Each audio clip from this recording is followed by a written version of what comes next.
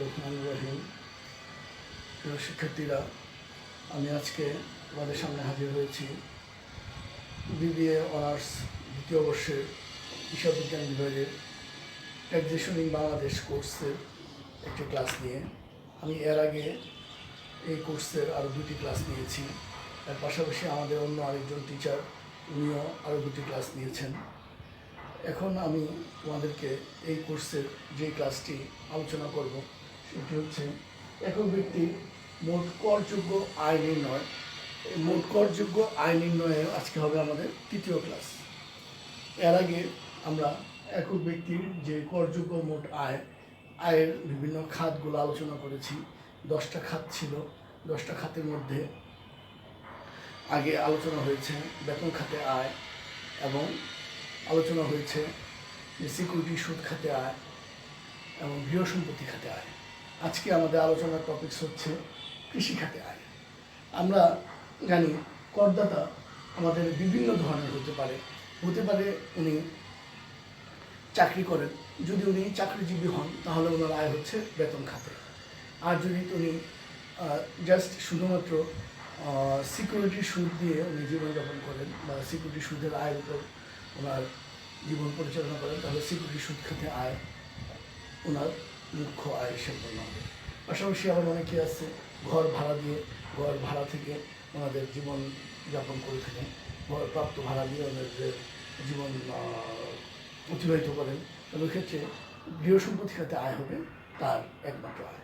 ঠিক অনুরূপভাবে কৃষি খাতে আয়, যারা কৃষিজীবী বা কৃষি নির্ভর, তাদের যে আয়, ওই আয় নিয়ে আজকে আমরা আলোচনা করব। এখানে আরেকটু বলে রাখা দরকার যে শুধুমাত্র একজন ব্যক্তির শুধুমাত্র একটা খাতেই যে আয় থাকবে এমন কোনো বাধ্যবাধকতা নাই। অনেকে আছেন চাকরিজীবী, ওনারও কৃষি জমি থাকতে পারে, বা অনেকে আছেন চাকরিজীবী পাশাপাশি বাড়ি ঘর আছে, উনি ঘর ভাড়া পান, তাহলে ওনার কৃষিখাতে গৃহ সম্পত্তি খাতে আয়ও থাকতে পারে। আবার অনেকে আছেন উনি ঘর ভাড়াও পান, আবার কৃষি জমিও আছে, তাহলে ওনার গৃহ সম্পত্তি খাতে আয়ও হতে পারে, কৃষি খাতে আয়ও হতে পারে। তাহলে এই ক্ষেত্রে আমরা লক্ষ্য করব যে একজন ব্যক্তির শুধুমাত্র একটা নির্দিষ্ট খাতেই যে আয় হবে এমন কোনো বাধ্যবাধকতা নেই। একজন ব্যক্তির একটি আয়ও খাতেও থাকতে পারে, অথবা একাধিক খাতেও আয় থাকতে পারে। এখানে আজকে আমরা কৃষিখাতে আয় নিয়ে আলোচনা করব।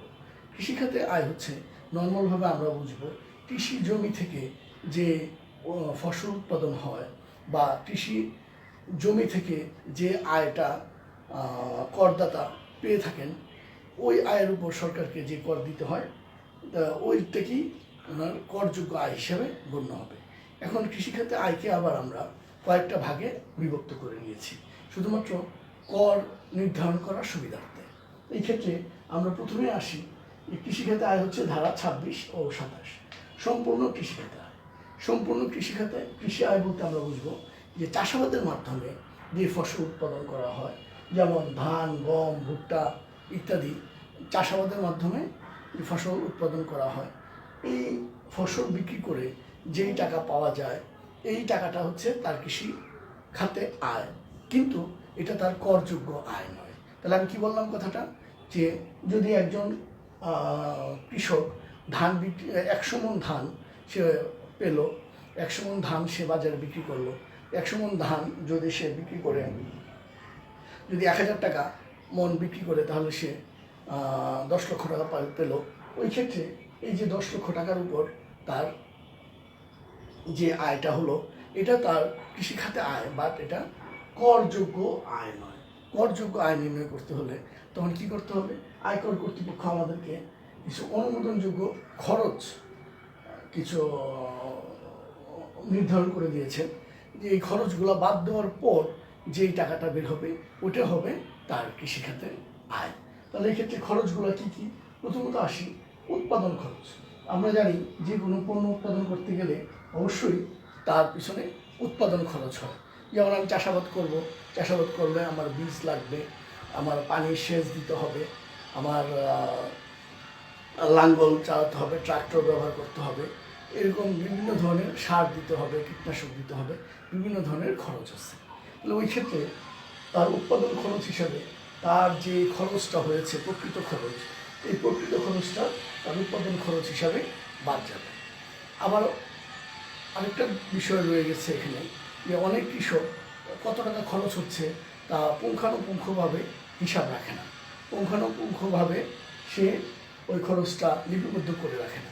তখন দেখা গেল যে সে যখন বিক্রি করেছে, বিক্রি করার পর তার যখন করযোগ্য আয় নির্ধারণ করবে, তখন সে বলতে পারতেছে না তার উৎপাদন খরচ কত হয়েছে। তখন আয়কর কর্তৃপক্ষ একটা নির্ধারণ করে দিয়েছেন, যদি যথাযথভাবে বা পুঙ্খানুপুঙ্খভাবে সে হিসাবের খরচের হিসাবগুলি লিপিবদ্ধ করে না রাখে, তাহলে তার যে উৎপাদিত পণ্য বিক্রি করে যেই টাকাটা পাওয়া যাবে তার 60% উৎপাদন খরচ হিসাবে বাদ দেওয়া যাবে। এছাড়াও আরও অন্যান্য সেচ বা খাজনা বা কর বা ঋণকৃত মূলধন বা মূলধনের সুদ এগুলো যদি থাকে, এইগুলো অনুমোদনযোগ্য খরচ হিসাবে বাদ যাবে। তাহলে আমরা বলতে পারতেছি যে সম্পূর্ণ কৃষিযোগ্য আয়, যেগুলি হচ্ছে ফসল চাষাবাদের মাধ্যমে যেই টাকা পাওয়া যাবে, ওখান থেকে অনুমোদনযোগ্য খরচ বাদ দেওয়ার পর যেটা থাকবে এটা হবে তার সম্পূর্ণ কৃষি আয়।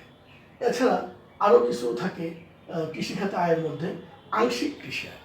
আংশিক কৃষি আয় বলতে আমরা বুঝি যেই ফসল বা যেই পণ্যটা আমরা উৎপাদন করে বাজারে সরাসরি বিক্রি করতে পারি, নাও করতে পারি, এটাকে প্রক্রিয়াজাত করে অন্য আরেকটা পণ্যে রূপান্তর করে আমরা বাজারে বিক্রি করি।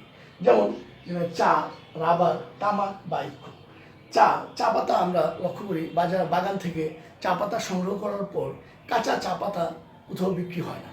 কাঁচা চা পাতাটাকে প্রসেসিং করে আমরা প্রক্রিয়াজাত করে বাজারে চা বানানোর উপযোগী করে পাতা করে এটা বিক্রি করা হয়। তাহলে ওই ক্ষেত্রে আমরা লক্ষ্য করি চা পাতা উৎপাদন করার জন্য যে চাষাবাদ করা হচ্ছে, এখানে তার কৃষিখাতে আয় হিসেবে গণ্য হবে। পাশাপাশি আবার সে যে প্রক্রিয়াজাত করতেছে পাতাটাকে, এটাকে আবার ব্যবসা ও পেশাখাতে আয় হিসাবে গণ্য করতে হবে। তো এই জন্য আয়কর কর্তৃপক্ষ চা বিক্রি করে যে টাকাটা পাওয়া যায় বা রাবার বিক্রি করে যে টাকাটা পাওয়া যায়, ওই টাকাটার 60% কৃষিখাতে আয় হিসাবে গণ্য করা হয়েছে, আর বাকি 40% ব্যবসা ও পেশাখাতে আয় হিসাবে গণ্য করা হয়েছে। আর তামাক বা ইক্ষুর ক্ষেত্রে আমরা তামাক পাতা প্রক্রিয়াজাত করেও বাজারে বিক্রি করতে পারি, অথবা কাঁচা তামাক পাতাও বাজারে বিক্রি করা যায়।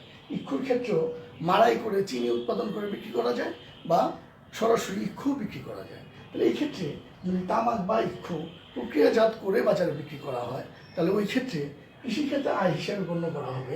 যখন আমি বাজারে তামাকটা উৎপাদন করলাম, উৎপাদন করার পর যখন আমি তামাকটাকে প্রক্রিয়াজাত করলাম, প্রক্রিয়াজাত করার পূর্বে যেই তামাকটাকে উৎপাদন করেছি, ওই তামাক বা ওই ইক্ষুটার বাজার দর যা আছে, ওই বাজার দরটুকুকে আমাদের কৃষিখাতে আয় হিসাবে গণ্য করতে হবে। আর অবশিষ্ট যেই মূল্যটা থাকবে, ওটাকে ব্যবসা ও পেশাগত আয় হিসাবে গণ্য করতে হবে। তাহলে এক্ষেত্রে মনে রাখতে হবে শিক্ষার্থীরা, চা এবং রাবারের ক্ষেত্রে যা বিক্রি মূল্য তার 60% কৃষিখাতে আয়, আর বাকি 40% ব্যবসা ও পেশাখাতে আয়। আর তামাক এবং ইক্ষুর ক্ষেত্রে তামাক এবং ইক্ষুর যে বাজার মূল্যটা আমরা প্রক্রিয়াকরণে নিয়ে গেছি, তখন যে বাজার মূল্য ছিল, বাজার মূল্যটা হবে কৃষিখাতে আয়, আর বাকিটা হবে ব্যবসা ও পেশাখাতে আয়। এখন আমরা আসি অন্যান্য কৃষিখাতে আয়। অন্যান্য কৃষিখাতে আয় বলতে বুঝলো আমরা যেমন আম, জাম, লিচু, কাঁঠাল এরকম ধরনের বিভিন্ন ধরনের ফল আমরা ফসল উৎপাদন না করে আমরা ফলের গাছ লাগাতে পারি। যেমন রাজশাহীতে বিভিন্ন অঞ্চলে বিরাট বড় বড় বাগান আছে, আম বাগান, লিচু বাগান। তাহলে তারা ফসল উৎপাদন করতেছে না, কিন্তু তারা কী করতেছে, ফল উৎপাদন করতেছে। তাহলে এই ক্ষেত্রে এই ফল উৎপাদন কৃষিখাতে আয় হিসেবে গণ্য হবে। পাশাপাশি ইজারা সম্পত্তি, যেমন আমার একটা ভূমি আছে, এই ভূমিটা আমি নিজে চাষাবাদ না করে অন্যকে চাষাবাদের জন্য ইজারা দিলাম, তাহলে ওই ক্ষেত্রে ইজারা থেকে যে টাকাটা পাওয়া যাবে, এটাও আমার কৃষিখাতে আয় হিসাবে গণ্য হবে। এখন আমরা আসি বিশেষ কৃষি আয়। বিশেষ কৃষি আয় বলতে আমরা বুঝবো যে ফসল, আংশিক কৃষি এবং অন্যান্য কৃষির বাহিরেও আরও কিছু জিনিস থাকে, যেমন তাল বা খেজুরের রস, বা মধু সংগ্রহ, মৌ চাষের মাধ্যমে মধু সংগ্রহ। পাশাপাশি মৎস্য, পোল্ট্রি এবং ডায়েরি।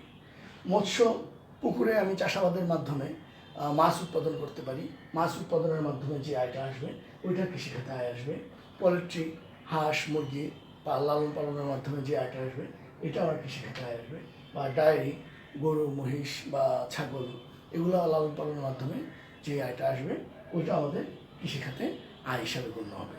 এখানে শিক্ষার্থীরা একটা জিনিস বিশেষভাবে লক্ষ্য রাখতে হবে যে মৎস্য, পোলট্রি এবং ডায়েরি এই তিনটার ক্ষেত্রে আমরা যদিও এখানে আমরা করযোগ্য আয় নির্ণয়ের মধ্যে আমরা লিখতেছি, কিন্তু এই তিনটা খাতে আয় গত বেশ কিছু বছর পর্যন্ত অকরধার্য ছিল। কিন্তু বর্তমানে যদিও করযোগ্য আয় হিসেবে গণ্য করা হয়েছে, তারপরেও এখানে আমাদের কৃষক ভাইদেরকে বিরাট একটা সুবিধা প্রদান করা হয়েছে। কী জন্য? মৎস্য, পোলট্রি এবং ডায়েরি ফার্মে উদ্বুদ্ধ করার জন্য। মৎস্য চাষের ক্ষেত্রে আমরা জানি যে একসময় মৎস্য চাষ সম্পূর্ণ অকরধার্য ছিল, কিন্তু এখন যদিও আমাদের করযোগ্য আয়ের মধ্যে অন্তর্ভুক্ত হয়েছে, কিন্তু মৎস্য চাষের ক্ষেত্রে আমাদের চাষি ভাইদেরকে প্রথম 10 লক্ষ টাকা পর্যন্ত মাত্র 2% হারে কর দিতে হয়। এর পরবর্তী 10 লক্ষ টাকা পর্যন্ত 5%, এবং এর অবশিষ্ট যত আয়ই হোক 10% হারে কর দিতে হবে।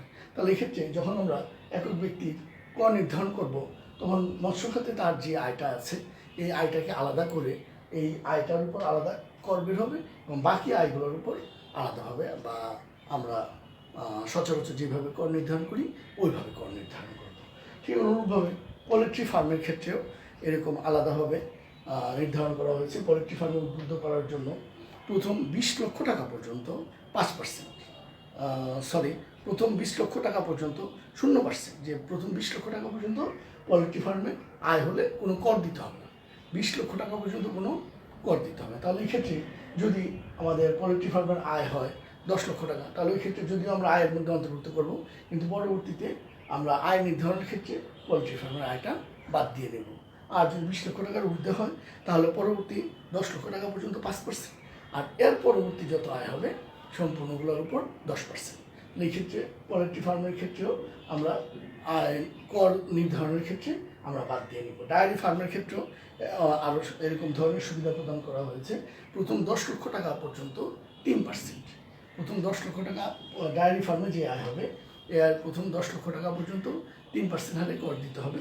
এর পরবর্তী 20 লক্ষ টাকা পর্যন্ত কর দিতে হবে 5%, এবং এর পরবর্তী যা থাকবে তার উপর 10% হারে কর দিতে হবে। তাহলে আমরা এখানে মনে রাখবো যে আমাদের চা বাগান, রাবার বাগান এটার উপরে 60% কৃষিখাতে, বাকিটা ব্যবসা খাতে চলে যাবে। তামাক এবং ইক্ষু বিক্রি করে যে আয়টা দেওয়া থাকবে এটা তামাক এবং ইক্ষুর বাজার মূল্য যেটা থাকবে, যখন আমরা প্রক্রিয়াজাতকরণে যাব, প্রক্রিয়াজাতকরণের পূর্বে বাজার মূল্য যা থাকবে ওইটার উপরে কর কৃষিখাতে আয় হিসেবে গণ্য হবে। আর এখানে মৎস্য, পোলট্রি এবং ডায়েরি ফার্মের ক্ষেত্রে নির্দিষ্ট যে পরিমাণ আছে এই পরিমাণগুলো নির্ধারণ করার জন্য আমরা মোট আয়ের মধ্যে অন্তর্ভুক্ত করলেও পরবর্তীতে আমরা কর নির্ধারণের ক্ষেত্রে আমরা বাদ দিয়ে দেব। এরপর আমরা আসি, যখন আমরা সবগুলা কৃষিখাতের আয়গুলো যোগ করব, যোগ করার পর আমাদের যেটা আসবে এটা হবে আমাদের কৃষিখাতে আয়, যে একজন ব্যক্তির কৃষিখাতে আয়।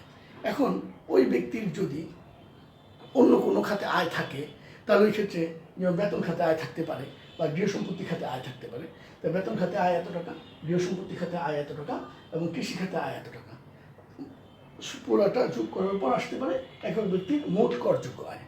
আর যদি কোনো ব্যক্তি শুধুমাত্র কৃষিখাতে আয় থাকে তাহলে ওই ক্ষেত্রে তাকে বিশেষভাবে অকরধার্য সীমা, অকরধার্য যদি অন্য কোনো আয় না থাকে তাহলে 2 লক্ষ টাকা পর্যন্ত তাকে অকরধার্য দেওয়া হয়েছে। যদি কোনো ব্যক্তির কৃষিখাতে আয় টোটাল আসে 5 লক্ষ টাকা, ধরলাম তার কৃষিখাতে আয় আসলো 5 লক্ষ টাকা, কিন্তু তার অন্য কোনো খাতে আয় নাই। যদি অন্য কোনো খাতে আয় না থাকে তাহলে 5 লক্ষ টাকার মধ্যে অকরধার্য হচ্ছে 2 লক্ষ, তাহলে তার করযোগ্য আয় হয়ে যাচ্ছে মাত্র 3 লক্ষ টাকা।